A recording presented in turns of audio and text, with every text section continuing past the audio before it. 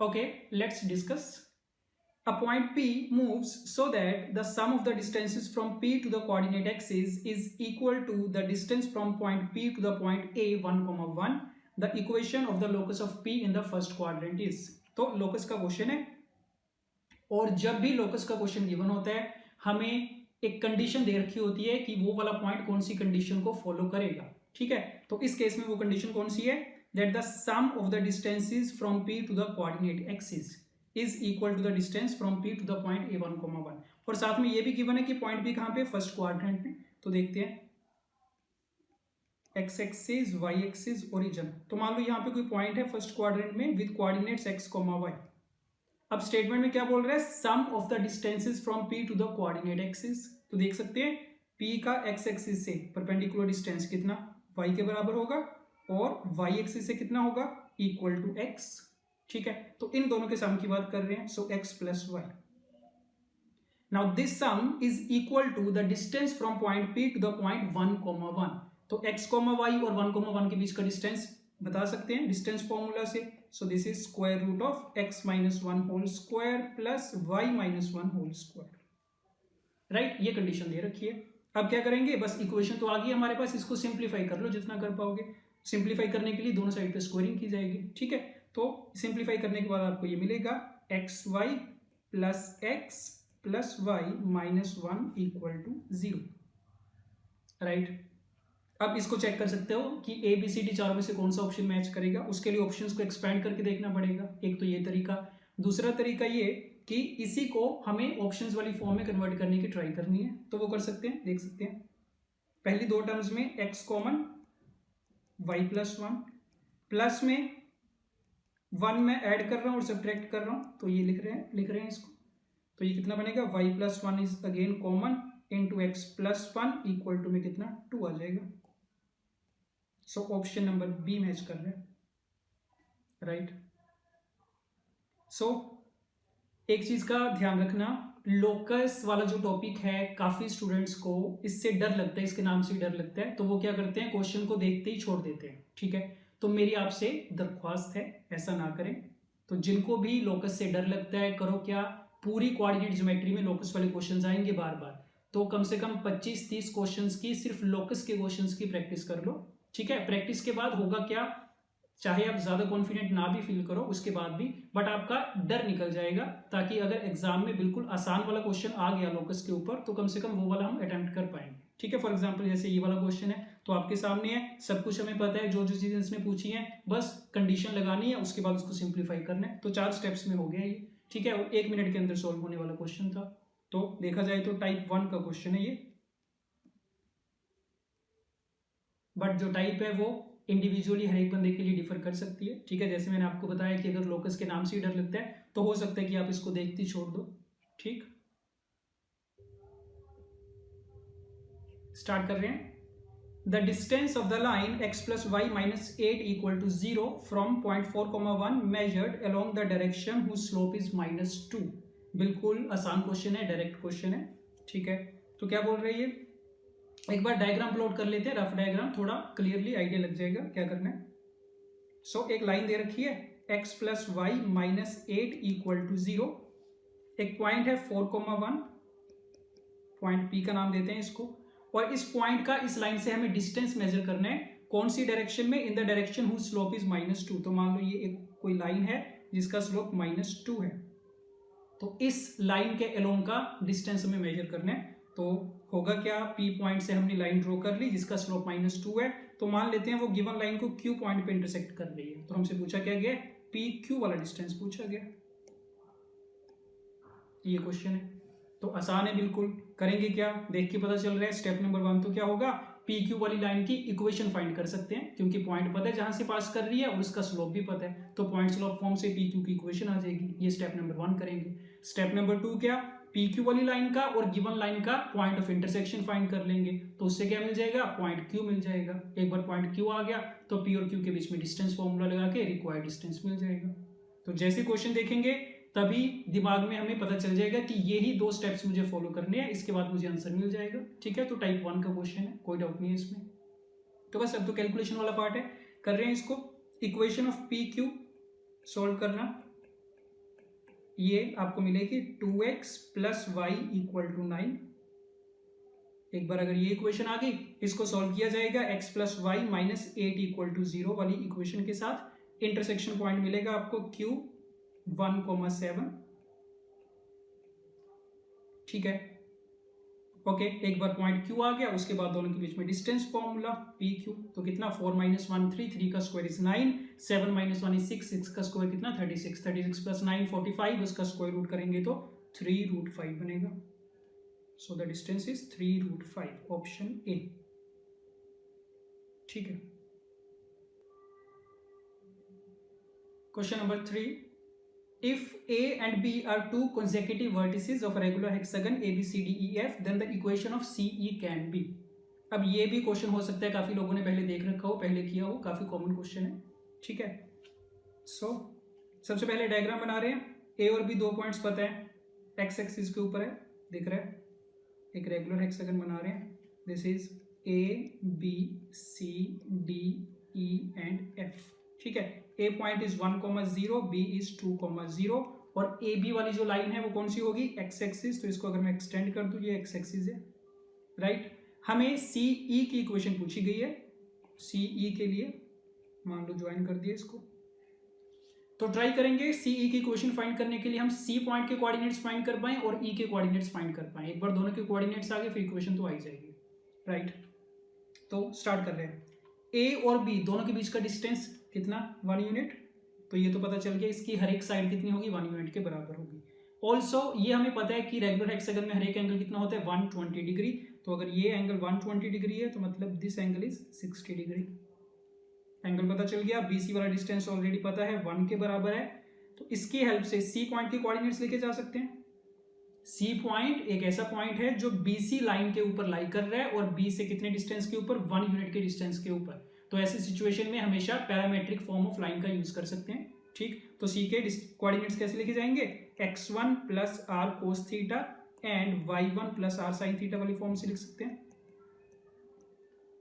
Values पता है सारी। x1 की वैल्यू कितनी, b का x coordinate 2, r is 1, cos 60 1/2, y1 is 0, r is 1, sin 60 √3/2। तो यहां से क्या पता चल गया हमें, c के कोऑर्डिनेट्स आ गए कितने, 5/2, √3/2, राइट। तो c के कोऑर्डिनेट्स पता चल गए। अब e फाइंड करने हमें, तो e के लिए ट्राई कर लेते हैं। अब डायग्राम से पता चल रहा है रेगुलर हेक्सागन है, सिमेट्रिक फिगर है, तो a और e आपस में क्या होंगे ना, सिमेट्रिक होंगे। तो मैंने a और e को ज्वाइन कर दिया। सिमेट्रिक होने का मतलब a और e को ज्वाइन करने वाली लाइन एक वर्टिकल लाइन होगी। तो e का तो x कोऑर्डिनेट तो 1 ही होगा, बस करना क्या है, y कोऑर्डिनेट फाइंड करना है। ठीक है, y कोऑर्डिनेट फाइंड करने का मतलब डिस्टेंस ए ई फाइंड करना है हमें। तो देखना कैसे कर रहे हैं, f से परपेंडिकुलर ड्रॉ कर रहे हैं।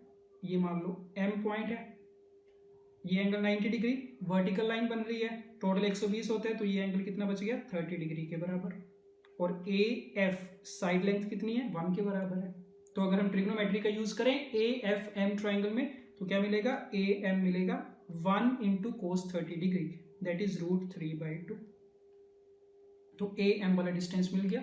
और सेम तरीके से एफ ई का भी 1 होगा, ऊपर वाला एंगल भी 30 डिग्री होगा। ठीक है, तो सेम लॉजिक से एम ई भी कितना आ जाएगा, √3/2 आ जाएगा।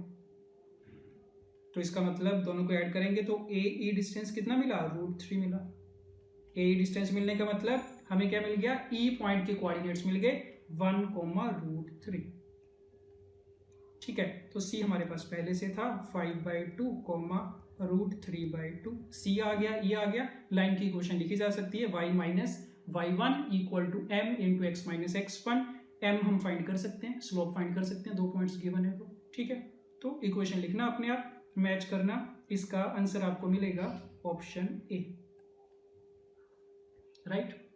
तो एक चीज ध्यान देना कि जो बिल्कुल बेसिक कंसेप्ट्स हैं, बेसिक फॉर्मूलाज हैं, वो मैं आपको नहीं कर रहा डिस्कस आपके साथ। ठीक है, जैसे अभी लाइन की इक्वेशन है तो आपको नहीं लिख के दिखाई जाएगी, तो इतना आपसे एक्सपेक्ट किया जा रहा है कि वो चीज आपको ऑलरेडी आती होगी, राइट।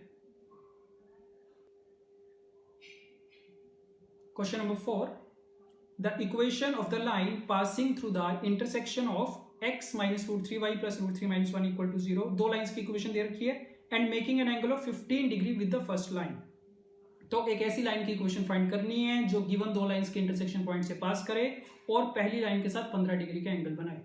तो दो स्टेप्स हैं। पहला स्टेप तो क्या करते हैं, दोनों के इंटरसेक्शन पॉइंट फाइंड कर लेते हैं। तो दो लाइंस की इक्वेशन दे रखी है आपको, line number 1 and line number 2। इनका इंटरसेक्शन पॉइंट फाइंड करना, मान लेते हैं P है, ये आपको मिलेगा 1,1, राइट। एक बार पॉइंट मिल गया, उसके बाद देखते हैं condition is making an angle of 15 degree with the first line. तो जो पहली लाइन है ना, x minus √3y plus √3 minus 1 equal to 0, इसका स्लोप कितना दिख रहा है हमें, 1/√3। और स्लोप का मतलब कि x एक्सिस के साथ कितना एंगल बनाएगा ये, tan थीटा 1/√3 है, तो that is theta equal to मिलेगा 30 डिग्री। तो अगर ये यहाँ से एक हॉरिजॉन्टल लाइन बना रहे हैं हम, ये वाला एंगल कितना, 30 डिग्री। तो फर्स्ट लाइन हॉरिजॉन्टल लाइन के साथ या फिर x एक्सिस के साथ कितना एंगल बना रही है, 30 डिग्री। हमें एक ऐसी लाइन चाहिए जो इसके साथ 15 डिग्री का एंगल बनाए। तो 15 डिग्री का एंगल बनाने का मतलब या तो वो ऐसे जा रही होगी, ठीक, ये 15 डिग्री, या फिर इस तरीके से, तो ये 15 हो सकता है।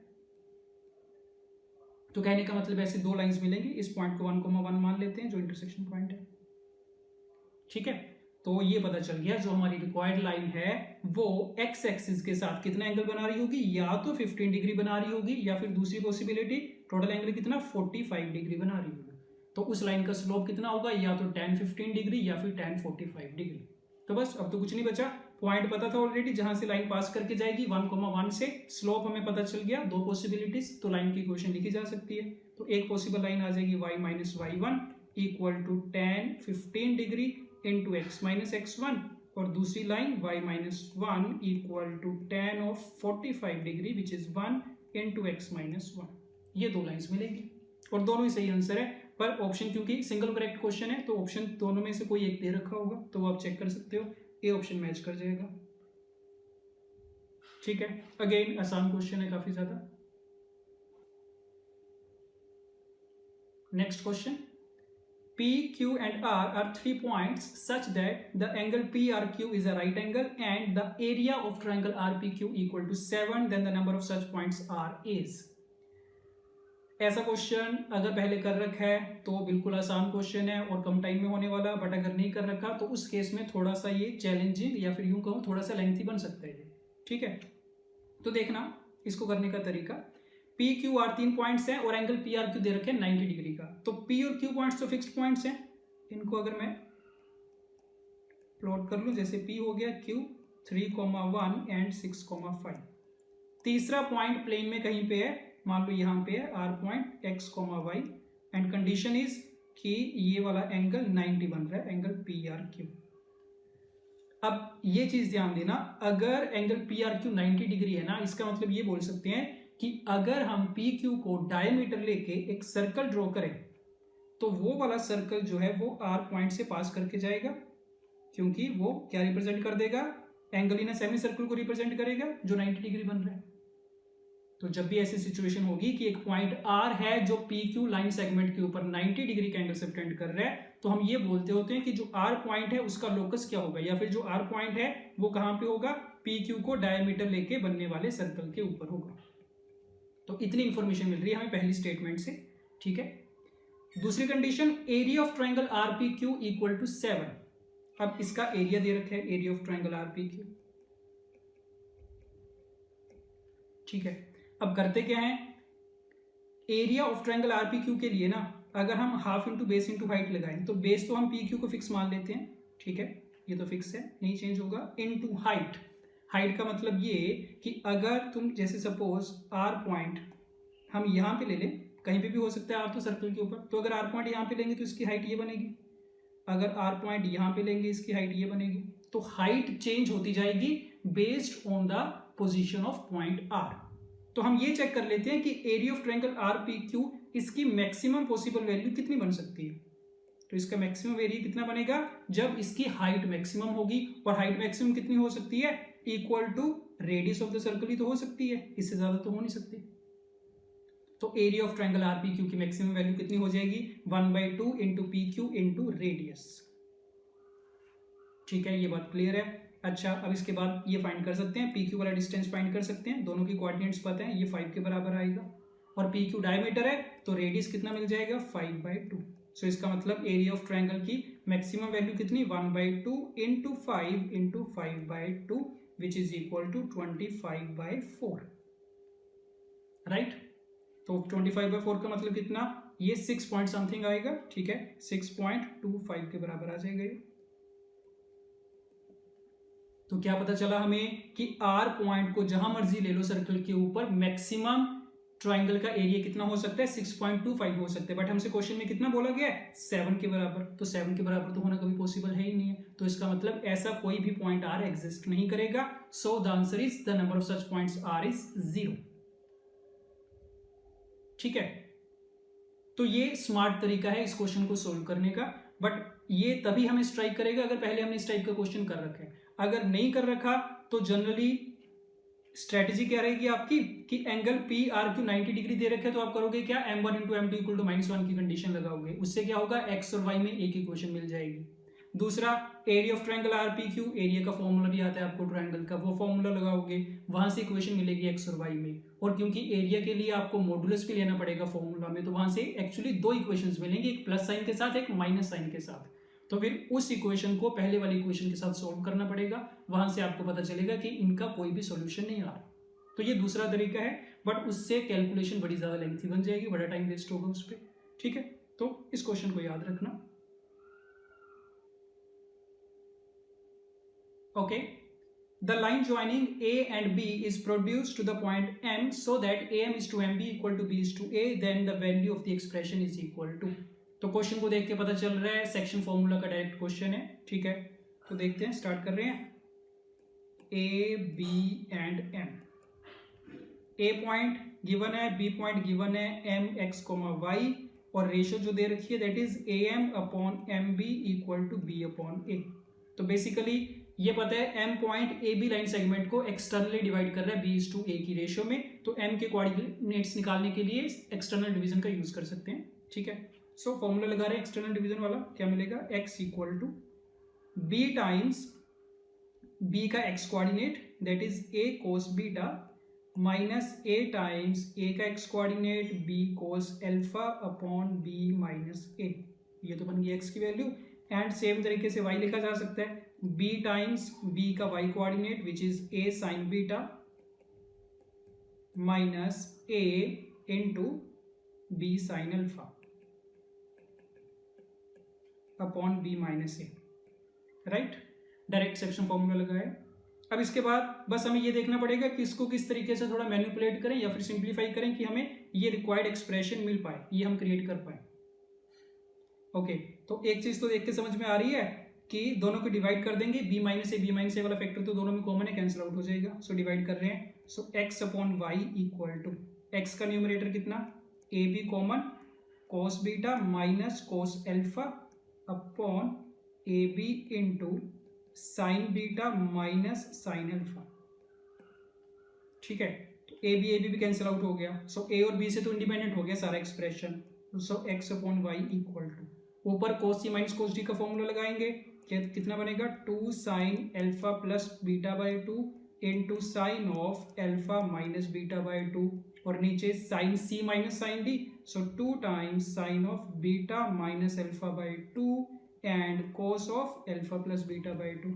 Right, so 2 cancel out, sine alpha minus beta by 2 sign beta minus alpha by 2 cancel out, -1 का फैक्टर आ जाएगा साथ में। तो अब अगर क्रॉस मल्टीप्लाई करें तो कितना x times cos of alpha plus beta by 2 equal to minus y times sine of alpha plus beta by 2। ठीक है, और ये एक्सप्रेशन पूछा गया था तुमसे प्लस के साथ। ठीक है, तो हमारा इक्वल टू माइनस आ रहा है, तो मतलब कितना आ जाएगा, ये 0 के बराबर आ जाएगा। सो क्वेश्चन तो आसान था, बस ये हो सकता है कि आपको थोड़ा बाद में x और y की वैल्यू निकालने के बाद थोड़ा मैनिपुलेट करने में, सिंप्लीफाई करने में थोड़ा सा प्रॉब्लम आ सकती है किसी स्टूडेंट को। ठीक है, अदरवाइज क्वेश्चन आसान है बिल्कुल। Okay, question number 7, if one of the diagonals of a square is along the line x equal to 2y and one of its vertices is 3, 0, then its sides through this vertex are given by the equations.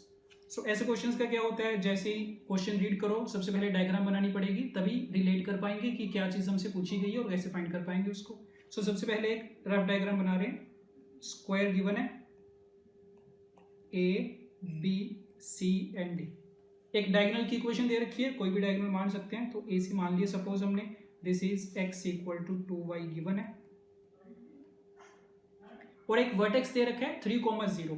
तो check कर सकते हैं 3,0 जो है ना वो x equal to 2y वाली line को तो सेटिस्फाई कर नहीं रहा, तो या तो वो b के कोऑर्डिनेट्स मान लो या फिर d के। तो सपोज हमने b के मान लिए 3,0। अब पूछा क्या गया है, the sides through this vertex are given by the equations. b से जाने वाली साइड्स की इक्वेशन हमसे पूछी गई है, तो मतलब BA और BC की इक्वेशन हमें फाइंड करनी है।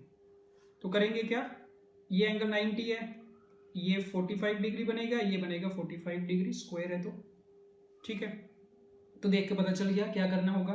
ऐसे क्वेश्चंस काफी कॉमनली मिल जाते हैं हमें स्ट्रेट लाइन में। क्वेश्चन कैसा बन गया ये कि B पॉइंट से 3,0 से जाने वाली ऐसी दो लाइंस जो कि x इक्वल टू 2y के साथ 45 डिग्री का एंगल बना रही है, उनकी इक्वेशन फाइंड करनी है। तो इसको करने के लिए किसी भी एक साइड का स्लोप m मान लो, BC का स्लोप सपोज m मान लिया, और x इक्वल टू 2y का स्लोप तो दिख रहा है हमें कितना होगा, ये तो 1/2 होगा।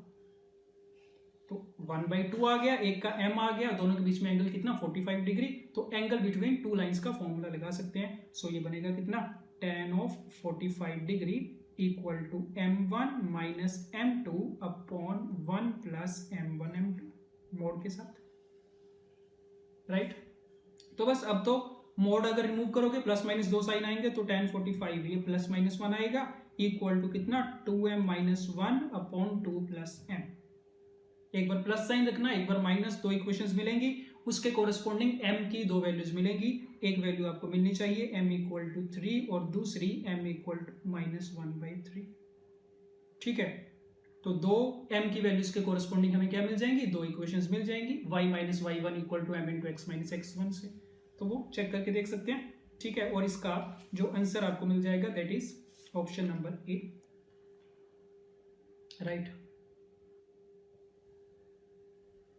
Okay, the line 3x plus 2y equal to 24 meets y-axis at A and x-axis at B. The perpendicular bisector of AB meets the line through 0, -1 parallel to x-axis at C. Then the area of the triangle ABC is, plot करके देखना पड़ेगा diagram पे क्या बात चल रही है। Line दे रखी है 3x plus 2y equal to 24। बता सकते हैं x और y एक्सिस को कहाँ पे मिलेगी, तो x एक्सिस वाले का नाम B है, इसके कोऑर्डिनेट्स क्या होंगे, y को 0 पुट किया जाएगा तो ये मिलेगा 8,0 एंड सिमिलरली A पॉइंट के लिए x को 0 पुट करोगे तो दिस वुड बी 0,12। तो ए बी लाइन हमने प्लॉट कर ली। उसके बाद सेकंड स्टेटमेंट में क्या बोल रहा है, the perpendicular bisector of A B का perpendicular bisector meets the line, ये किसी दूसरी लाइन को मीट कर रहा है, इंटरसेक्ट कर रहा है। तो पहले तो क्या करते हैं ना, ए बी का परपेंडिकुलर बाइसेक्टर बना लेते हैं। सपोज ये है ए बी का परपेंडिकुलर बाइसेक्टर, ठीक है। This point is suppose m। Now this bisector meets the line, कौन सी लाइन को मीट कर रहा है, through 0, -1 parallel to x axis. तो एक कोई भी लाइन है जो 0, -1 से पास कर रही है, ऐसा कुछ पॉइंट होगा 0, -1 and parallel to x axis, parallel to x axis ऐसे बना लेते हैं। तो मतलब इस लाइन की इक्वेशन क्या हो जाएगी, y इक्वल टू -1 होगी। और गिवन क्या है, परपेंडिकुलर बाइसेक्टर इस लाइन को कौन से पॉइंट पे मीट कर रहे हैं, C पॉइंट पे मीट कर रहे हैं, राइट। तो पूछा गया है एरिया ऑफ ट्रायंगल ABC। तो कहने का मतलब ये कि हमें सिर्फ C के कोऑर्डिनेट्स फाइंड करने हैं किसी तरीके से। एक बार कोऑर्डिनेट्स आ गए तो एरिया ऑफ ट्रायंगल का फॉर्मूला हमें लगाना आता है, ठीक है। और C के बारे में ये तो पता ही है कि इसका y कोऑर्डिनेट तो -1 ही होगा, बस x कोऑर्डिनेट फाइंड करना है। तो x कोऑर्डिनेट के लिए पहला काम क्या करेंगे, AB के परपेंडिकुलर बाइसेक्टर की इक्वेशन लिखी जाएगी, वो लिखना आसान है। AB का स्लोप कैलकुलेट करना, तो स्लोप ऑफ AB कितना दिखेगा, माइनस का 12/8 दैट इज -3/2। तो परपेंडिकुलर बाइसेक्टर वाले का स्लोप कितना आ जाएगा, 2/3 आ जाएगा। कौन से पॉइंट से पास करके जा रहे हैं, मिड पॉइंट से पास करेगा, मिड पॉइंट के कोऑर्डिनेट्स 4,6। तो परपेंडिकुलर बाइसेक्टर वाली लाइन का स्लोप पता है, पॉइंट पता है, इक्वेशन लिखी जाएगी। और इक्वेशन में यहाँ पे लिख रहा हूँ, इक्वेशन आपको मिलेगी 2x - 3y equal to -10। This is the equation of line MC, ठीक है। एक बार ये इक्वेशन आ गई, फिर क्या करेंगे, इस लाइन का और y इक्वल टू -1 वाली लाइन का दोनों का आपस में इंटरसेक्शन पॉइंट फाइंड कर लेंगे। वो इंटरसेक्शन पॉइंट क्या होगा, पॉइंट सी तो होगा। तो इंटरसेक्शन पॉइंट के लिए तो सिंपली यहाँ पे y को -1 ही पुट करना है, और देख के पता चल रहा है y को -1 अगर रखेंगे तो ये कितना बन जाएगा, -13/2। तो सी पॉइंट के कोऑर्डिनेट्स आ गए हमारे पास -13/2, -1, राइट, दिस इज -13/2। तो बस अब तो कुछ नहीं है, ए बी सी तीनों पॉइंट्स पता है, एरिया ऑफ ट्रायंगल का फॉर्मूला लगा दो, रिजल्ट मिल जाएगा। ठीक है, और आंसर इसका आ जाएगा 91 स्क्वायर यूनिट्स। स्टार्ट कर रहे हैं। If the points are collinear, 3 points दे रखे हैं जो कोलिनियर है, alpha beta are respectively the arithmetic and geometric means of A and B, then 4α - beta square. आसान लग रहा है बिल्कुल देखने में। 3 पॉइंट्स कोलिनियर हैं तो उस पर क्या करेंगे, कोलिनियरिटी की कंडीशन लगाएंगे। ठीक है, और वो जो कंडीशन आएगी किस में आएगी, ए और बी में आएगी। उसके बाद अल्फा उसका अरिथमेटिक मीन दे रखा है, वो हमें पता होगा a + b/2 के बराबर है। बीटा किसके बराबर है, square root of A B के बराबर। तो जो हमारे पास कंडीशन आ रखी थी ए और बी में, उसी को क्या कर देंगे, अल्फा और बीटा के टर्म्स में एक्सप्रेस कर देंगे। तो ये वाला एक्सप्रेशन बन जाना चाहिए। ठीक है, तो देख के आइडिया लग रहा है, ब्लूप्रिंट बन रहा है दिमाग में कि ऐसे ऐसे स्टेप्स करेंगे तो आंसर मिल जाएगा हमें। तो कर रहे हैं स्टार्ट। 3 पॉइंट्स कोलिनियर है, कोलिनियरिटी की कंडीशन क्या, इससे बनने वाली ट्राइंगल का area equal to 0। So determinant of a1 a-1 then 1b b-1 1 1 1 equal to 0। ये डिटर्मिनेंट 0 के बराबर होगा। ठीक है, एरिया में क्या होता है, यहाँ पे हाफ भी होता है ना, बट वो हमने स्किप कर दिया क्योंकि वो तो राइट हैंड साइड पे जाके 0 बन जाएगा। अब इस डिटर्मिनेंट को एक्सपेंड करना, एक्सपेंड करके हमें मिलेगा रिजल्ट में 2a + 2b - ab = 3। तो ए और बी में हमारे पास कंडीशन आ गई। अब इसको एक्सप्रेस करना है अल्फा और बीटा में, उसके लिए यहाँ पे लिख लेते हैं साइड पे। अल्फा क्या था, अरिथमेटिक मीन, तो अल्फा कितना दे रखा है, a + β/2। बीटा ज्योमेट्रिक मीन है, स्क्वायर रूट ऑफ ab। ठीक है, तो इक्वेशन में वैल्यूज पुट कर रहे हैं। 2a + 2b का मतलब 2 कॉमन, a + b मिलेगा। a + b की वैल्यू कितनी, 2α माइनस ab की वैल्यू कितनी है, बीटा स्क्वायर है, इक्वल टू 3। तो कितना बना ये, 4α minus beta square equal to 3 आ गया, और ये पूछा था। ठीक है, so option C is the right answer. Let's start. The larger of two angles made with x-axis of a straight line drawn through 1, 2 so that it intersects x + y = 4 at a distance √6/3 from 1, 2।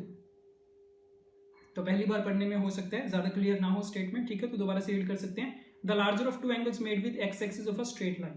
एक straight line, उसका x-axis से हमें angle बताना है। Larger of two angles, तो कहने का मतलब सोल्व करके 2 ऐसे एंगल्स बन रहे होंगे, 2 आंसर आ रहे होंगे, उनमें से बड़ा एंगल हमें बताना है कौन सा होगा।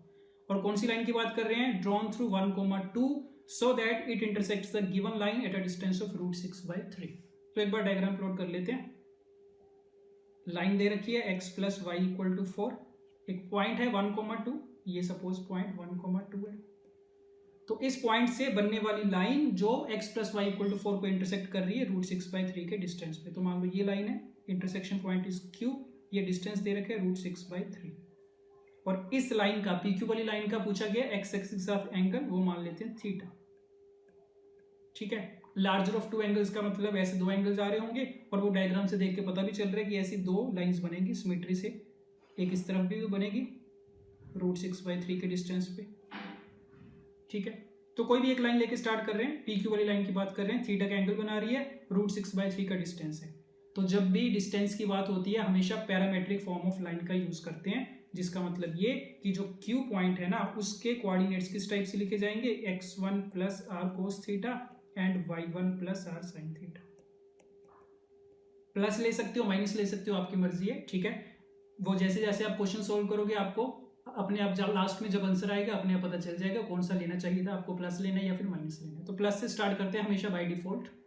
ठीक, तो ठीक है, वैल्यूज पुट करते हैं जो जो हमें पता है। x1 की वैल्यू कितनी, 1, r की वैल्यू दे रखी है √6/3, थीटा अननोन है अभी तो cos थीटा रखो इसको, y1 is 2, r is again √6/3, sin theta is unknown. तो इस टाइप के कोऑर्डिनेट्स होंगे पॉइंट Q के। अब क्योंकि Q point x + y = 4 line के ऊपर है तो इसकी इक्वेशन को सेटिस्फाई करेगा, तो सेटिस्फाई करवा देते हैं। So x + y equal to 4। ठीक है, इसको थोड़ा सोल्व करो तो कितना बनेगा, ये बन जाएगा cos theta plus sine theta equal to √3/√2 मिलेगा। तो थीटा में इक्वेशन आ गई है, सोल्व कर सकते हैं इसको। कौन सी फॉर्म है, a cos theta plus b sign theta वाली फॉर्म है। तो करेंगे क्या, दोनों साइड पे √2 से डिवाइड कर देंगे और लेफ्ट हैंड साइड क्या बन जाएगी, sine of theta plus 45 degree लिख सकते हैं इसको, राइट। और राइट हैंड साइड पे कितना, √3/2। ठीक है, ये अब थीटा के बारे में ये ध्यान रखा करो, थीटा हमने क्या माना है, उस लाइन का एक्सिस एक्स एक्सिस से एंगल माना है, उसकी इंक्लिनेशन को माना है। तो थीटा क्या होगा ना, 0 से पाई के बीच में होगा। किसी भी लाइन की जो इंक्लिनेशन होती है पॉजिटिव एक्स एक्सिस के साथ, वो कितनी मान के चलते हैं हम, वो किस रेंज में लाई करती है, 0 से पाई के बीच में। तो इसका मतलब थीटा प्लस 45 क्या होगा, 45 डिग्री से लेके 225 के बीच में हो सकता है। तो √3/2 के इक्वल चाहिए। कौन कौन से सोल्यूशन मिलेंगे, या तो थीटा प्लस 45 किसके बराबर होगा, 60 डिग्री के, या फिर 180 माइनस 60 मतलब कितना, 120 डिग्री। ये दो पॉसिबल सोल्यूशन मिलेंगे। ठीक है, तो यहाँ से थीटा की कौन कौन सी वैल्यू मिली, या तो 15 डिग्री या फिर 75 डिग्री। तो जो हमने डायग्राम में देखा था कि ऐसी दो लाइंस पॉसिबल है, तो हमें क्या मिला कि उसमें से एक लाइन का इंक्लिनेशन 15 डिग्री होगा, दूसरे का 75 डिग्री। और क्वेश्चन में पूछा गया था larger of the two angles, तो आंसर में कितना लिख देंगे, 75 डिग्री लिख देंगे। ठीक है, तो बस इस चीज का ध्यान रखना, जब भी डिस्टेंस की बात होगी कि एक लाइन दूसरे लाइन को इंटरसेक्ट कर रही है इतने डिस्टेंस पे, या फिर एक पॉइंट किसी लाइन के ऊपर है और किसी पॉइंट से इतने यूनिट्स के डिस्टेंस पे है, तो जब भी डिस्टेंस की बात होती है हमेशा पैरामेट्रिक फॉर्म ऑफ लाइन का यूज करते हैं, राइट। ओके, रीड कर रहे हैं, all points lying inside the triangle formed by the points satisfy.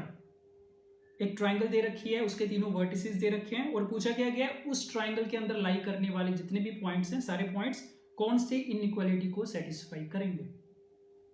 अब अगर ये क्वेश्चन पहले इस टाइप का नहीं कर रखा तो देखने में हो सकता है कि क्वेश्चन समझ में ही ना आए कि क्या करना है, कहाँ से स्टार्ट करेंगे। ठीक है, पूछा क्या गया तो देखना करेंगे क्या इसमें।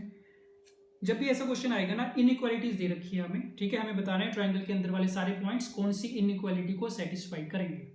तो करेंगे क्या, जो तीन पॉइंट्स दे रखे हैं इनको हम कोऑर्डिनेट एक्सिस पे प्लॉट करते हैं। रफ देखते जाना क्या कर रहे हैं। एक पॉइंट है 1,3, यहाँ पे मान सकते हैं 1,3, 5,0 इस तरीके से ले लिया। ठीक है, एंड देन -1,2, यहाँ पे सपोज -1,2 है। तो इनसे बनने वाली एक ट्राइंगल जिसकी बात हो रही है, right. All the points lying inside this triangle, तो इस ट्राइंगल के अंदर जितने भी पॉइंट्स होंगे हमें बताना है वो वाले सारे पॉइंट्स कौन सी इनइक्वालिटी को सेटिस्फाई करेंगे। तो ए इनइक्वालिटी को चेक करके देखते हैं, पता चलेगा। एक पार्ट करेंगे तो 3x + 2y ≥ 0।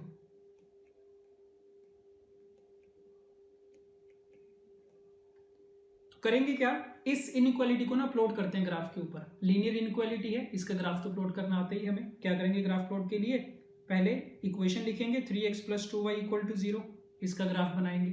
अब ये पता है इसका जो ग्राफ बनेगा ओरिजिन से जाने वाली लाइन होगी और इसका स्लोप क्या होगा, नेगेटिव होगा। तो इसका मतलब ये सेकंड क्वाड्रेंट से जाएगी और फोर्थ क्वाड्रेंट से। पर जब इसको बनाने की ट्राई करेंगे ना, हम ये चीज नहीं जज कर पाएंगे कि वो -1,2 से नीचे जाएगी या उसके ऊपर जाएगी, ट्राइंगल को इंटरसेक्ट करके जाएगी या नहीं करके जाएगी, ये चीज हमें चेक करनी पड़ेगी। और वो चेक करने के लिए क्या करेंगे, हम लाइन के रिस्पेक्ट में -1,2 की पोजीशन देखेंगे। -1,2 लाइन के ऊपर होगा या फिर नीचे होगा। ठीक है, और पोजीशन देखने के लिए हमेशा दो पॉइंट्स चाहिए होते हैं हमें। तो एक पॉइंट ना हम अपनी मर्जी से मान रहे हैं, मान लो y एक्सिस के ऊपर कोई पॉइंट है 0,10। तो चेक करो 0,10 को अगर 3x + 2y = 0 लाइन में पुट करोगे तो कौन सा साइन मिलेगा, पॉजिटिव साइन मिलेगा। 0,10 पुट करने से मिलेगा पॉजिटिव साइन। ठीक है, ये पता चल गया। अब -1,2 वाला पॉइंट भी पुट करके देखो इसमें, तो 3 × -1 + 2 × 2 कौन सा साइन मिलेगा, अगेन पॉजिटिव मिलेगा ना। यहां से हमें क्या पता चला कि ये दोनों पॉइंट्स ना 0,10 और -1,2 3x + 2y = 0 वाली लाइन के सेम साइड पे लाई करेंगे। तो पता चल गया कि जो हमारी लाइन बननी चाहिए ना वो इसके नीचे से चली जाएगी, वो ट्राइंगल को इंटरसेक्ट नहीं करेगी, राइट। तो ये हमारी लाइन बन गई 3x + 2y = 0। अभी हमें इनइक्वालिटी का ध्यान रखना पड़ेगा। कौन सी इनइक्वालिटी चाहिए? ग्रेटर देन और इक्वल टू 0। और हमने अभी देखा है कि -1, 2, 0, 10 वाले पॉइंट्स पुट करने से हमें ग्रेटर देन और इक्वल टू 0 तो मिल रहा था। तो इसका मतलब कौन सी रीजन की बात हो रही है? इस वाले रीजन की। तो ये हमने अभी क्या प्लॉट किया है? ए वाले ऑप्शन में जो इनइक्वालिटी गिवन थी उसको हमने प्लॉट किया ग्राफ के ऊपर। अब फिर से अगर क्वेश्चन की स्टेटमेंट देखो ना, तो हमें ये चेक करना था कि ट्राइंगल के अंदर के जितने भी पॉइंट्स हैं क्या वो सारे इस इनइक्वालिटी को सेटिस्फाई कर रहे हैं। तो देख के पता चल रहा है कर रहे हैं, है ना, क्योंकि सारे के सारे पॉइंट्स इसी रीजन में तो आ रहे हैं जो इनइक्वालिटी का रीजन हमने शेड किया है। तो इसका मतलब इस इनइक्वालिटी का जो भी रीजन है सारे के सारे ट्राइंगल के पॉइंट्स उसी रीजन में लाई करेंगे। तो ऑप्शन ए करेक्ट हो गया, फिर तो काम आसान हो गया। नहीं तो चारों चेक करने पड़ते हैं हमें ABCD। ठीक है, आई होप ये समझ में आ गया। थोड़ा दोबारा देखना पड़ेगा आपको अगर ये फर्स्ट टाइम देख रहे हो ऐसी चीज। तो एक और ऑप्शन कर रहा हूं मैं, बी के लिए भी चेक कर रहा हूं, बाकी दो आप खुद से ट्राई करना। तो बी के लिए देखना 2x + y - 13 ग्रेटर देन और इक्वल टू 0। तो फिर से नया ग्राफ बना रहे हैं।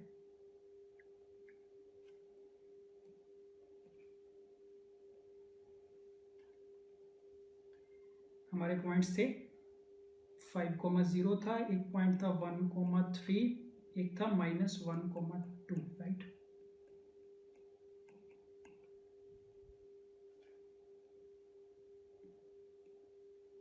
तो ये ट्रायंगल हमने फिर से ड्रॉ कर ली। अब कौन सी इनइक्वालिटी है? 2x + y - 13। तो सबसे पहले तो इक्वल टू 0 लेके ग्राफ बनाएंगे। सो x इंटरसेप्ट कितना आएगा लाइन का? 13/2 और y इंटरसेप्ट कितना? 13। 13/2 5 से तो बड़ा होगा, तो यहाँ पे मान लेते हैं 13/2 है, और y इंटरसेप्ट 13 चाहिए था, तो यहाँ पे ऊपर कहीं पे मान लेते हैं 0,13। ठीक है, तो ऐसी कुछ लाइन बनेगी। तो ये ऐसे भी दिख रहा है, ठीक है, कि किस टाइप की लाइन बननी चाहिए। तो ये हमने बना ली। अच्छा, अब ये इक्वेशन के लिए तो हमने लाइन बना ली, बट हमें इनइक्वालिटी कंसीडर करनी थी, और इनइक्वालिटी क्या है? ग्रेटर देन और इक्वल टू 0।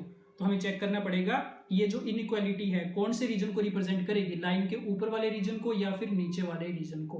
तो उसके लिए क्या करो, कोई भी एक पॉइंट ले लो, मान लो ओरिजिन ले लें, अगर ओरिजिन की हेल्प लें तो चेक करो 0,0 को अगर इसमें पुट करोगे कौन सा साइन दिखेगा? नेगेटिव का साइन मिलेगा। ठीक है, तो इसका मतलब ये कि अगर इस इनइक्वालिटी को तुम लेस देन और इक्वल टू 0 के लिए ग्राफ बनाओगे तो उसमें ओरिजिन वाला पॉइंट आना चाहिए, बट हमें कौन सी गिवन है? ग्रेटर देन और इक्वल टू 0। तो कौन सा रीजन आएगा? ओरिजिन के दूसरी साइड वाला रीजन आएगा। तो बी ऑप्शन में हमें ये सारा रीजन मिलेगा। अब फिर से सोच के बताओ, क्या ट्राइंगल के अंदर लाई करने वाले जो सारे पॉइंट्स हैं वो इस रीजन को सेटिस्फाई कर रहे हैं? तो नहीं कर रहे, इसके ऑपोजिट साइड पे आ रहे हैं बिल्कुल। तो इसका मतलब बी ऑप्शन क्या हो गया? इनकरेक्ट हो गया। ठीक है, सेम तरीके से सी और डी चेक करना, ये भी आपको ऐसे मिलेंगे, इनकरेक्ट मिलेंगे। तो ऐसा जो भी क्वेश्चन आएगा और इसको करने का कोई तरीका नहीं है, आपको ऐसे ग्राफ की हेल्प से ट्राई करना पड़ेगा। और कंसेप्ट एक ही यूज हो रहा है देखा जाए तो, position of points with respect to a line. ठीक है, let's start. If the circumcentre of a triangle lies at the origin and centroid is the middle point of the line joining the points, then the orthocenter lies on the line। Question read करके आपको idea लग गया होगा क्या करना है। Circum centre दे रखा है, सेंट्रोइड दे रखा है, और ऑर्थो सेंटर के बारे में पूछा गया कहाँ पे होगा। तो कौन सी प्रॉपर्टी यूज करेंगे? प्रॉपर्टी पता है हमें, the centroid divides the line segment joining the ortho centre and circum centre in the ratio 2:1। Right, ये प्रॉपर्टी होती है। सेंट्रोइड है यहाँ पे, ortho centre, and this is circum centre.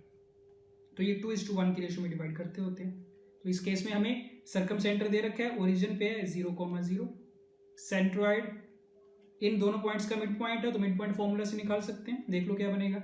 X coordinate कितना? a² + 1 + 2a/2, that means a + 1 whole square upon 2, ये X coordinate है। And similarly y coordinate कितना? a - 1 whole square upon 2।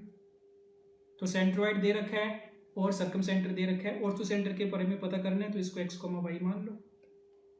ठीक है, सेक्शन फॉर्मूला लगाएंगे। तो सेक्शन फॉर्मूला से क्या मिलेगा? a + 1 whole square upon 2 equal to 2 × 0 + 1 × x, तो x/3, and a - 1 whole square upon 2 equal to y/3। Right, ये दो रिलेशन आ गए। अब अगर तुम ऑप्शन में देखो तो चाहिए कि हमें x और y में रिलेशन चाहिए, और अगर थोड़ा और गहराई से देखो तो क्या पता चलेगा, हर एक ऑप्शन में ना एक्स और वाई की रेशियो के बारे में बात कर रहे हैं, ठीक है। तो करो क्या, इन दोनों इक्वेशंस को आपस में डिवाइड कर रहे हैं, क्या मिलेगा, एक्स अपॉन वाई, ये अपॉन 3 अपॉन 2 वाले कैंसिल आउट हो जाएंगे, this is equal to A plus 1 whole square upon A minus 1 whole square. ये रेशियो मिल जाएगी आपको एक्स और वाई की। तो चेक कर लो चार ऑप्शंस में से ये रेशियो किस में मिल रही है, तो ये आपको मिल जाएगी इसमें, ऑप्शन नंबर डी, ठीक है। तो बिल्कुल आसान क्वेश्चन, 2 स्टेप्स में आंसर आ गया। प्रॉपर्टी अगर बस आपको पता होनी चाहिए, 2:1 की रेशियो होती है। स्टार्ट कर रहे हैं। A straight line through the origin O meets the lines, 2 lines दे रखी हैं, at points P and Q respectively, then the point O divides the segment PQ in the ratio, ठीक है। सबसे पहले तो 2 जो लाइंस हैं देख के पता चल रहा है पैरेलल लाइंस हैं। फर्स्ट लाइन को 2 से डिवाइड करके लिख रहे हैं, 2x plus Y equal to 9/2 and other is 2x plus Y plus 6 equal to 0। Rough diagram बना रहे हैं, ये 2 लाइंस हो गई, ठीक है। One is 2x plus Y equal to 9/2 and other is 2x plus Y plus 6 equal to 0। Okay, एक point है, पॉइंट O, ठीक है, point O which is origin, यहां पे मान लेते हैं O है। चेक करके देख सकते हैं, अगर तुम ओरिजिन को पुट करोगे ना दोनों लाइंस में, तो फर्स्ट वाली लाइन में 2x plus Y equal to 9/2, इस पे से कौन सा साइन मिलेगा, नेगेटिव साइन मिलेगा, -9/2। और सेकंड में पुट करने से कितना मिलेगा, 6। तो दोनों में से ऑपोजिट साइन मिल रहे हैं, पॉजिटिव और नेगेटिव, तो मतलब O पॉइंट कहाँ पे होगा ना, इन दोनों लाइंस के बीच में लोकेटेड होगा, ठीक है। तो हमने O पॉइंट मान लिया। अब क्या बोल रहे हैं ना, O से जाने वाली कोई भी एक स्ट्रेट लाइन, तो मान लो ये एक लाइन है, ये लाइन इन पैरेलल लाइंस को 2 पॉइंट्स पे इंटरसेक्ट कर रही है, P पे और Q पे, और हमसे पूछा गया ये रेशियो कि OP और OQ की रेशियो बताओ कितने आएंगे, right. The point O divides the segment PQ in the ratio, ठीक है। इसमें क्या करेंगे, O पॉइंट से भी एक पैरेलल लाइन ड्रॉ कर रहे हैं इन दोनों लाइंस के पैरेलल, और वो लाइन की इक्वेशन क्या होगी, 2x प्लस वाई, इतना पार्ट तो सेम ही होगा, और क्योंकि ओरिजिन से पास कर रही है तो इक्वल टू 0, कॉन्स्टेंट टर्म तो इसमें नहीं होगी, ठीक है। अब और चीज क्या कर रहे हैं, P से परपेंडिकुलर ड्रॉप कर रहे हैं, ये मान लो पॉइंट M, ये पॉइंट N, ठीक है। और डायग्राम से देख के ये चीज क्लियर है कि ट्राइंगल POM और ट्राइंगल PQN क्या होंगी ना, दोनों सिमिलर ट्राइंगल्स होंगी, ये बात ठीक है। तो सिमिलैरिटी से क्या बता सकते हैं, दैट OP अपॉन OQ, ये जो रेशियो पूछी गई थी, ये किसके बराबर मिलेगी, PM अपॉन MN के बराबर मिलेगी, ठीक है। तो बस अब करेंगे क्या, PM वाला डिस्टेंस फाइंड करेंगे और MN वाला डिस्टेंस फाइंड करेंगे, और PM वाला डिस्टेंस एक्चुअल में है क्या, 2 पैरेलल लाइंस के बीच का डिस्टेंस, जिसका फॉर्मूला आता है हमें। तो PM डिस्टेंस कितना मिलेगा, देख लो, 9/2 माइनस 0 दैट इज 9/2 अपॉन में कितना, √5, ठीक है। एंड MN अगेन 2 लाइंस के बीच का डिस्टेंस कितना मिलेगा, 6 अपॉन √5।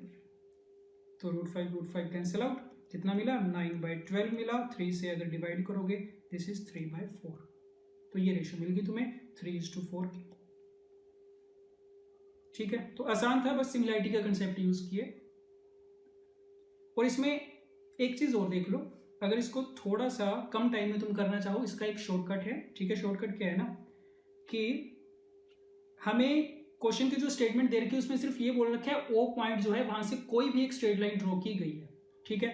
और जो हमारे ऑप्शंस है वो तो कांस्टेंट है, जो ऑप्शंस दे रखे हैं वो तो O की पोजीशन पे नहीं डिपेंड कर रहे, ठीक है। जो रेशियो दे रखे हैं वो कांस्टेंट वैल्यूज दे रखे हैं। इसका मतलब ये कि O से जो लाइन ड्रॉ करोगे ना तुम, वो अपनी कन्वीनियंस के हिसाब से कोई भी लाइन ड्रॉ कर सकते हो। तो जैसे हमने यहाँ पे इंक्लाइंड लाइन ड्रॉ की है, तो हम क्या कर सकते थे कि ये 2 लाइंस हैं हमारे पास, ये O पॉइंट, तो हम पहले से ये वाली लाइन ले लेते जो दोनों लाइंस के परपेंडिकुलर होती, ये पॉइंट P है, ये पॉइंट है Q। तो पूछा क्या गया था, OP अपॉन OQ, तो OP वाला डिस्टेंस फाइंड कर सकते थे perpendicular distance between a point and a line वाले फॉर्मूला से, एंड सिमिलरली वहां से OQ वाला डिस्टेंस आ जाता, दोनों को डिवाइड कर देते, तो वहां से स्टेप्स थोड़े कम बन जाते, तो आसान हो जाता कंपैरेटिवली सोल्व करना, ठीक है। Question number 14, the ends AB of a line segment of constant length C slide upon the fixed rectangular axis OX and OY respectively. Plot कर रहे हैं ends AB of a line segment, constant length C slide upon the fixed rectangular axis OX and OY respectively, ठीक है। if the rectangle OAPB is completed, O is the origin और यहां से हमें rectangle दी गई है OAPB, ठीक है। the locus of foot of perpendicular drawn from P to AB, P से AB के ऊपर परपेंडिकुलर ड्रॉप किया गया, इसको मान लेते हैं M। इस पॉइंट का लोकस पूछा है, तो स्टेप नंबर 1 तो क्या है, जिस पॉइंट का लोकस पूछा जाए उसको मान लेते हैं H, K, और क्योंकि A और B पॉइंट्स हैं एक्स एक्सिस और वाई एक्सिस के ऊपर, A के कोऑर्डिनेट्स हम एज्यूम कर लेते हैं A, 0 टाइप के, और ये मान लेते हैं 0, B, ये भी ठीक है। और क्योंकि OAPB रेक्टेंगल है, 90 डिग्री वाले एंगल्स बनेंगे, तो P के कोऑर्डिनेट्स अपने आप क्या हो जाएंगे, A, B हो जाएंगे, ठीक है। तो हमें M पॉइंट का लोकस फाइंड करना है, लोकस का क्वेश्चन है, ठीक। अब इसमें अगेन काफी बच्चों को इसमें ये प्रॉब्लम होती है कि इसको स्टार्ट कैसे करें, अप्रोच कैसे करना है इस क्वेश्चन को। तो ये चीज ध्यान रखना, काफी बार ऐसा क्वेश्चन पूछा जाता है locus of the foot of the perpendicular. तो जब भी फुट ऑफ परपेंडिकुलर की बात होगी तो हमेशा दो कंडीशंस लगाई जाएंगी। ये जो फुट ऑफ परपेंडिकुलर है दो कंडीशन को सेटिस्फाई करेगा। पहली कंडीशन तो क्या कि ये वाला पॉइंट जो है वो AB लाइन के ऊपर लाई कर रहा है, तो उसको सेटिस्फाई करेगा। तो पहली कंडीशन हमेशा ये यूज की जाएगी कि वो AB के ऊपर है, सेटिस्फाई करेगा उसको। दूसरी कंडीशन कौन सी यूज करेंगे कि परपेंडिकुलर है तो उनके स्लोप्स का प्रोडक्ट कितना, -1 के बराबर होगा। तो बस ये दो कंडीशन हमें यूज करनी है और थोड़ा सिंप्लीफाई करना पड़ेगा, उससे हमें लोकस मिल जाना चाहिए, ठीक है। तो स्टार्ट कर रहे हैं, देखते जाना। सबसे पहले this point M lies on AB, उसके लिए AB की इक्वेशन चाहिए होगी, और इक्वेशन कितनी, x/a plus y/b equal to 1। ये इक्वेशन आ गई, इस पे लाई करेगा point h/a plus k/b equal to 1। तो ये मिल गया कितना, BH plus AK minus AB equal to 0, right. Okay, now second condition, ये तो फर्स्ट कंडीशन होगी, सेकेंड कंडीशन लगा रहे हैं। स्लोप ऑफ PM कितना आएगा, B minus K upon A minus H into AB का स्लोप कितना, -B/A इक्वल टू -1। ये दूसरी कंडीशन। थोड़ा इसको क्रॉस मल्टीप्लाई करके सिंप्लीफाई करो, this would be B² minus BK equal to A² minus AH। So this is AH minus BK plus B² minus A² equal to 0। So दोनों relations हमने use कर लिए, ठीक है। अब लोकस पूछा गया है, अब करेंगे क्या ना, हमारे पास क्या आ चुका है, दो लीनियर इक्वेशंस आ चुकी हैं H और K में। तो इन दोनों इक्वेशन को सॉल्व करके हम H और K की वैल्यू फाइंड कर सकते हैं in terms of A and B। तो वही करने की ट्राई करेंगे। तो इक्वेशन सॉल्व करने के लिए जो मर्जी मेथड आप फॉलो कर सकते हो, हम क्रॉस मल्टीप्लाई से कर रहे हैं। तो एक इक्वेशन ये है, दूसरी मैं इसके नीचे लिख रहा हूँ BH plus AK minus AB equal to 0, ठीक है। तो क्रॉस मल्टीप्लीकेशन से क्या कुछ मिलेगा, देखते जाना। H upon this would be -B into minus AB करेंगे तो AB² माइनस में A times B² minus A² equal to K upon B times B² minus A², और ये प्लस का बन जाएगा A²B इक्वल टू 1 अपॉन में A² प्लस B², ठीक है। क्रॉस मल्टीप्लिकेशन का फायदा ये होता है कि एक ही स्टेप में तुम्हें दोनों चीजें मिल जाती हैं, H और K, ठीक है। ओके, क्या मिला, ये H upon AB² cancel out, so ये A³ मिलेगा, K अपॉन में मिलेगा तुम्हें B³ and this is 1 upon A² plus B², ठीक है। और अगर दोबारा से इसको देखो ना तुम, ये पहली चीज तो ऑप्शन भी हमें सारे किसकी टर्म्स में चाहिए, C की टर्म्स में, और C था क्या, AB की लेंथ थी। तो इसका मतलब पाइथागोरस से हमें ये चीज पता है कि A² plus B² equal to C² है। तो इस रिलेशन का भी यूज करेंगे। सो ये 1 अपॉन A² प्लस B² थे, इसको लिख लिया हमने 1 अपॉन C², ठीक है। तो H की वैल्यू कितनी आई, H आया A³ upon C² and K is B³ upon C², right. इसमें से A और B को एलिमिनेट करना है, वो हमें नहीं चाहिए अपने लोकस में। तो देखना C² H equal to A³ है and C² K equal to B³। क्या कर रहे हैं ना, दोनों साइड पे पावर 3/2 ले रहे हैं, C² H की पावर 2/3, सॉरी हमें A² और B² क्रिएट करना है, तो इसकी पावर 2/3 ले ली। यहाँ पे कितना बनेगा, A²। सिमिलरली इसकी पावर भी 2/3 रेज करवा दी दोनों साइड पे, ये बनेगा B²। अब दोनों इक्वेशन को ऐड कर देना, तो C² H की पावर 2/3 प्लस सी स्क्वायर के की power 2/3 equal to A square plus B square which is again equal to C square. ठीक है, अब लोकस चाहिए था तो एच और के को एक्स और वाई से रिप्लेस करेंगे। So c square x 2/3 plus c square y 2/3 equal to C square. Left hand side में से c की पावर 4/3 कॉमन आएगा, राइट हैंड साइड पे जाके डिवाइड होगा तो क्या मिल जाएगा x की पावर 2/3 प्लस y की पावर 2/3 इक्वल टू c की पावर 2 माइनस 4/3 करेंगे तो 2/3 आ जाएगा ये भी। ठीक है, तो ये लोकस मिल गया x y और c की टर्म्स में। सो देख सकते हैं ऑप्शन बी बन रहा है, right. So calculation based question था थोड़ा, ठीक है, बट अगर कंसेप्ट वाइज बात करें तो ये तो स्टैंडर्ड कंसेप्ट मान के चल सकते हो आप। ठीक है, स्टैंडर्ड अप्रोच है ऐसे क्वेश्चंस को करने की। जब भी locus of foot of perpendicular पूछा जाएगा हमेशा यही दो कंडीशन यूज करेंगे, उसके बाद जो भी दो इक्वेशन आएंगे उनको बाद में सिंप्लीफाई करना पड़ेगा डिपेंडिंग अपॉन जैसे भी कंडीशंस आपको दे रखी हैं क्वेश्चन में किस टर्म्स में आपको चाहिए। Question number 15, if P is a point on the line y equal to -3x such that P and the point are on the opposite sides of the line, तो position of points with respect to line वाला concept use होना है। ठीक है, आसान लग रहा है देखने में।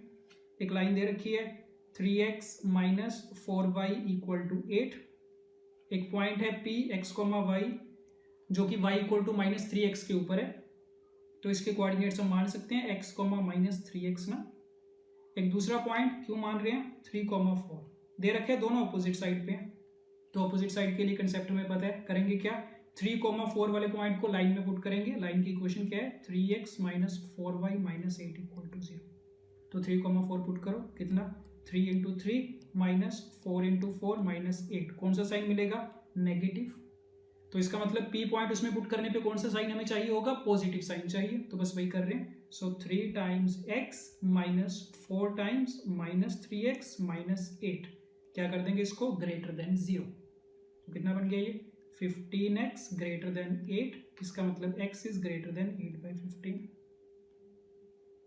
तो x के लिए तो इनइक्वालिटी आ गई हमारे पास ऑप्शंस में, x की इनइक्वालिटी पूछी थी और साथ में y की इनइक्वालिटी भी पूछी है। y है क्या -3x है, तो दोनों साइड पे -3 से मल्टीप्लाई कर देंगे और नेगेटिव नंबर से मल्टीप्लाई करने से इनइक्वालिटी चेंज होगी, तो ये कितना बनेगा -8/5 बन जाएगा। तो क्या पता चल गया y is less than -8/5।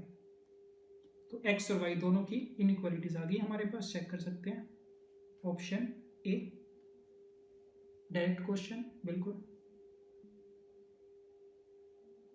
Let's start.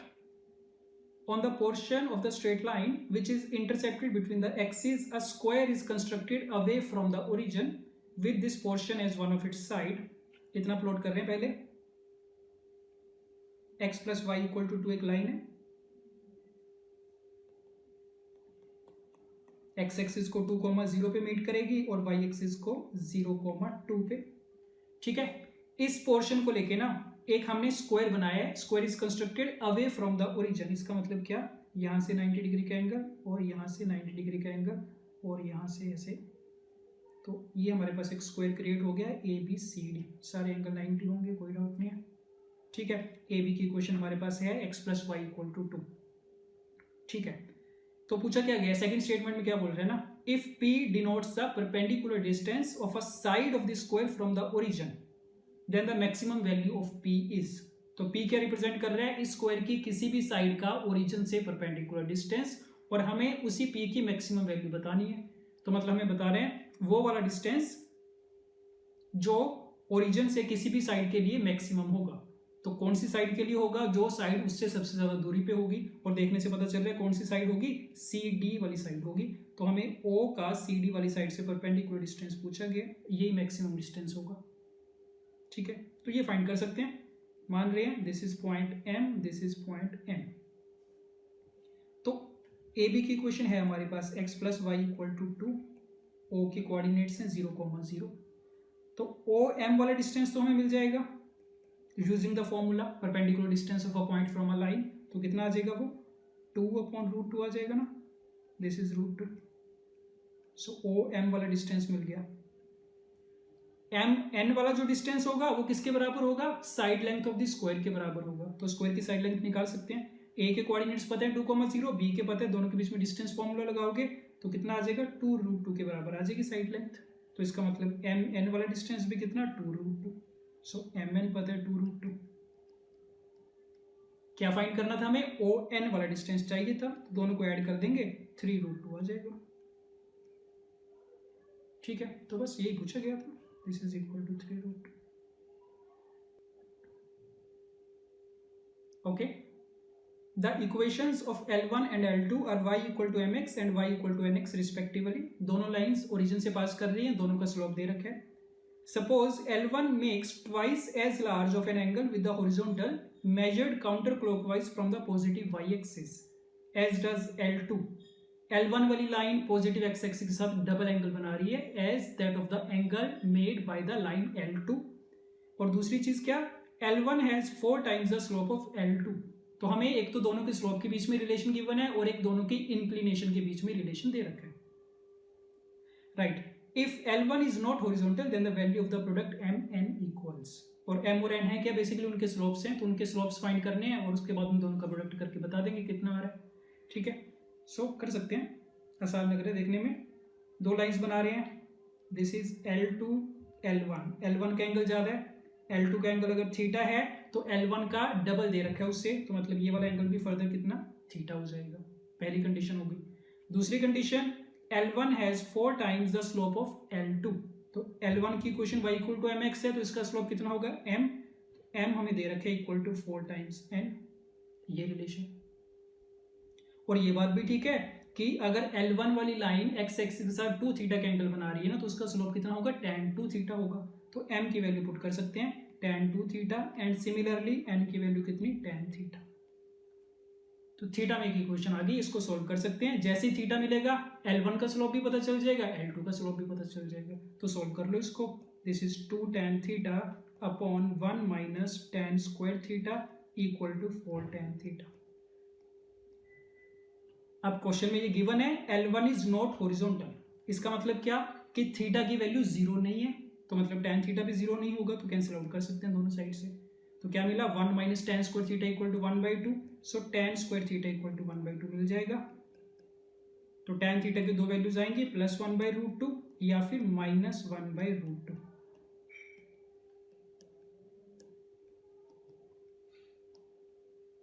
Right, तो 1/√2 के लिए अगर सॉल्व करना चाहो तो tan थीटा 1/√2 आ गया, इसका मतलब L2 का तो स्लोप पता चल ही गया 1/√2 ही होगा, और दूसरे का भी स्लोप फाइंड करने के लिए क्या कर लेंगे, tan 2 थीटा फाइंड कर लेंगे। तो formula 2 tan theta upon 1 minus tan square theta.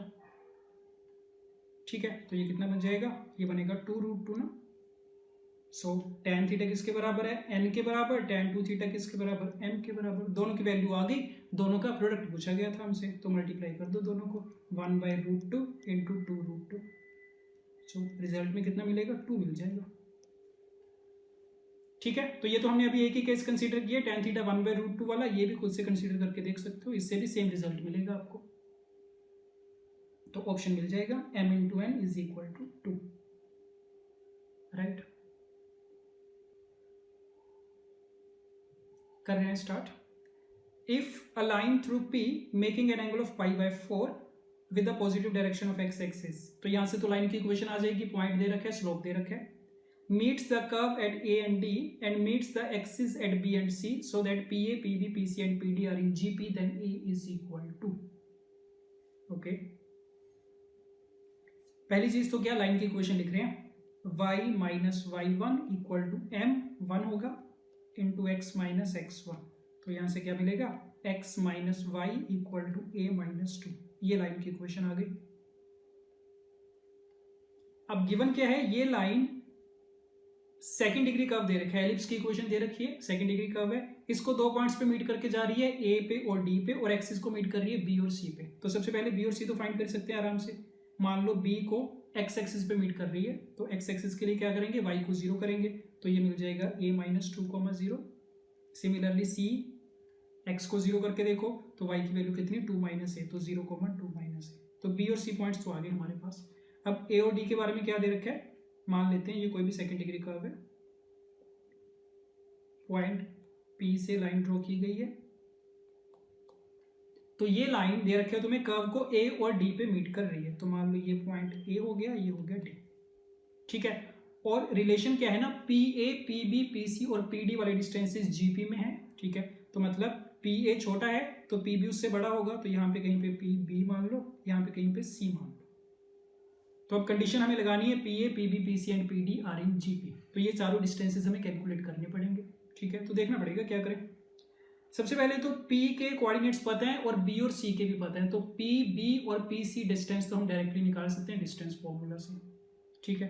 Problem आएगी P A और P D को कैलकुलेट करने में, तो इसको सुनना ध्यान से। ऐसा जब भी क्वेश्चन आएगा तो क्या कंसेप्ट फॉलो करेंगे ना, P A वाला डिस्टेंस मान लेंगे कि डिस्टेंस P A जो है वो R के बराबर है सपोज, तो इसकी हेल्प से हम A पॉइंट के कोऑर्डिनेट्स लिखेंगे इन पैरामेट्रिक फॉर्म। तो ए पॉइंट के कोऑर्डिनेट्स किस टाइप के होंगे, फिर से x1 plus r cos theta, y1 plus r sine theta, ठीक है। वैल्यूज पुट करते जाओ जो जो पता है। x1 की वैल्यू इज a, r तो नहीं पता। कोस थीटा इस लाइन की इंक्लिनेशन कितनी दे रखी है क्वेश्चन में, π/4, तो कोस π/4 1/√2 हो जाएगा, a प्लस r/√2, y1 कितना 2 प्लस r/√2, तो ए के कोऑर्डिनेट्स आ गए हमारे पास आर के टर्म्स में। अब क्योंकि ए वाला पॉइंट इस कर्व के ऊपर लाई कर रहा है ना, तो ए के कोऑर्डिनेट्स जो हैं वो इस कंडीशन को सेटिस्फाई करेंगे, इस इक्वेशन को सेटिस्फाई करेंगे। तो पुट कर रहे हैं 4x² प्लस 9y² है, सो 4 टाइम्स a प्लस r/√2 का square plus 9 times 2 plus r/√2 का स्क्वायर इक्वल टू 36, ठीक है। और पता चल रहा है यहाँ से क्या मिलेगी, आर में क्वाड्रेटिक बनेगी, तो वहां से 2 वैल्यूज आएंगी, 2 रूट्स होंगे उसके, ठीक है। और वो 2 रूट्स क्या रिप्रेजेंट करेंगे, एक तो पी ए वाले डिस्टेंस को रिप्रेजेंट करेंगे और एक रिप्रेजेंट करेंगे पी डी को, ठीक है। देखते हैं अभी उसको, तो इसको थोड़ा सा सिंप्लीफाई करना। ये सिंप्लीफाई करके जो फॉर्म बनेगी मैं लिख रहा हूँ, this is 13r² plus r times 4√2a plus 18√2 plus 4a² equal to 0, ठीक है। आर में क्वाड्रेटिक थी तो हमने r² वाली टर्म्स अलग कर ली, आर वाली अलग कर ली, और बाकी जो बचा कांस्टेंट टर्म हो गई हमारे लिए। अब क्योंकि यहाँ से 2 रूट्स होंगे, मान लेते हैं इसके 2 रूट्स कौन से होंगे, r1 एंड r2, ठीक है। अब r1 r2 क्या रिप्रेजेंट करेगा ना, r1 तो रिप्रेजेंट करेगा पी ए वाले डिस्टेंस को और r2 रिप्रेजेंट करेगा पी डी वाले डिस्टेंस को, ठीक है। क्यों, क्योंकि हमने ए के कोऑर्डिनेट्स माने थे आर के टर्म्स में। अब चाहो तो डी के कोऑर्डिनेट्स भी मान सकते थे, अगर तुम मान लेते पी और डी के बीच का डिस्टेंस आर है तो डी के कोऑर्डिनेट्स भी वही आने थे, और फिर डी वाला पॉइंट भी तो उस कर्व की इक्वेशन को सेटिस्फाई करता। तो मतलब दोनों के दोनों इस इक्वेशन को सेटिस्फाई कर रहे हैं, तो दोनों के रूट्स यहीं से मिलेंगे, r1 और r2, ठीक है। ये पता चल गया, ओके। अब फिर से वापस आते हैं कंडीशन पे। कंडीशन थी P A P B P C और P D are in G P, तो इसका मतलब इसको यूज हम ऐसे कर सकते हैं कि P A into P D equal to P B into P C होगा, जीपी की प्रॉपर्टी, ठीक है, ओके। और P A into P D क्या हो जाएगा हमारे लिए, अब r1 इंटू r2 हो जाएगा। P B into P C देख लो, पी पॉइंट पता था a,2, बी पॉइंट के कोऑर्डिनेट्स पता है, डिस्टेंस फॉर्मूला लगाओगे तो कितना मिलेगा, ये 2√2 मिल जाएगा। और पी सी की अगर बात करें तो a,2 एंड 0,2 माइनस a, तो a² प्लस a² √2a ये मिलेगा, ठीक है। और r1 इंटू r2 हमें यहां से क्वाड्रेटिक इक्वेशन से डायरेक्टली मिल जाएगा, product of the roots c/a के बराबर।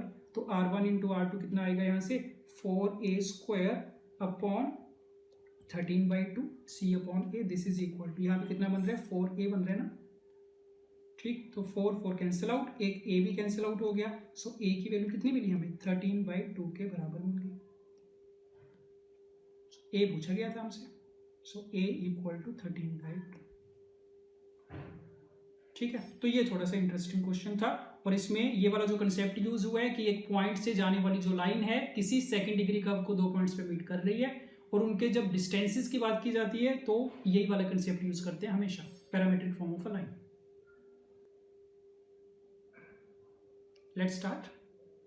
If the straight lines are concurrent, then A, B, C are in AP, GP और HP।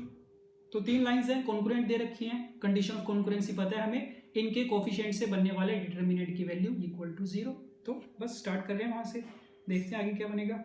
A then B, then C, AM, M plus 1 times B, M plus 2 times C, and 1 1 1 equal to 0.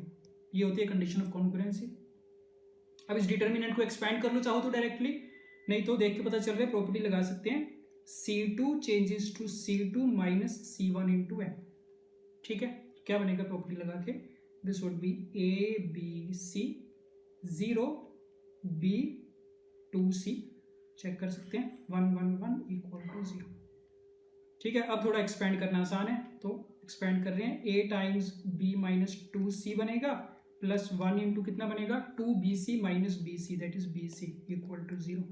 So this is AB plus BC equal to 2AC. चाहो तो ABC से divide कर दो सारी equation को.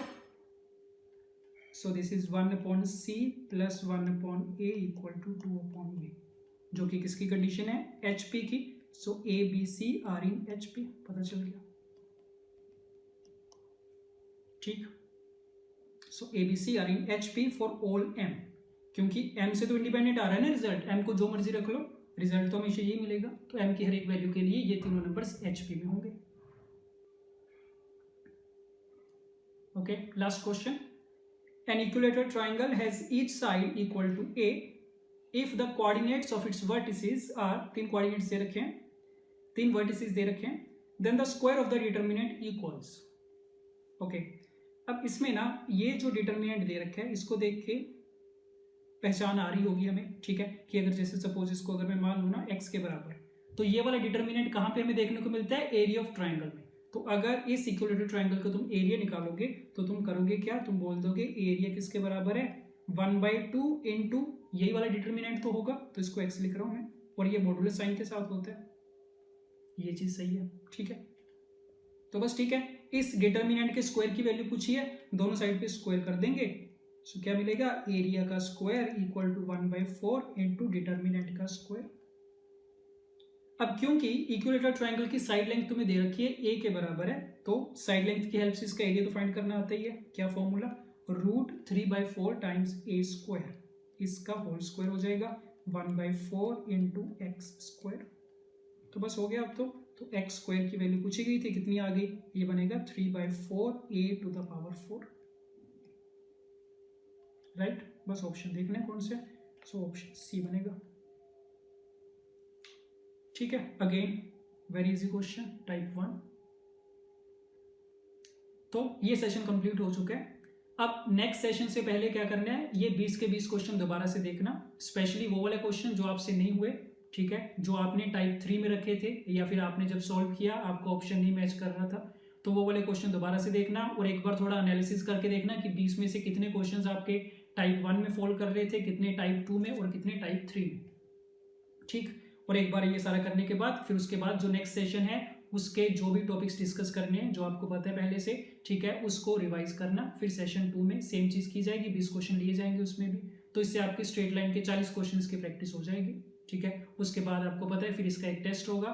ठीक है, जेईई मेंस के पैटर्न पे. तो एक बार करके देखना ट्रायल बेसिस पे, एक चैप्टर के लिए तीनों चीज़ें करके देखना, आपको आइडिया लगेगा कि कितनी आपको इससे इंप्रूवमेंट हो रही है या फिर नहीं हो रही. ठीक है, फिर उसके हिसाब से नेक्स्ट स्टेप ले सकते हैं. Right, okay, so now thank you.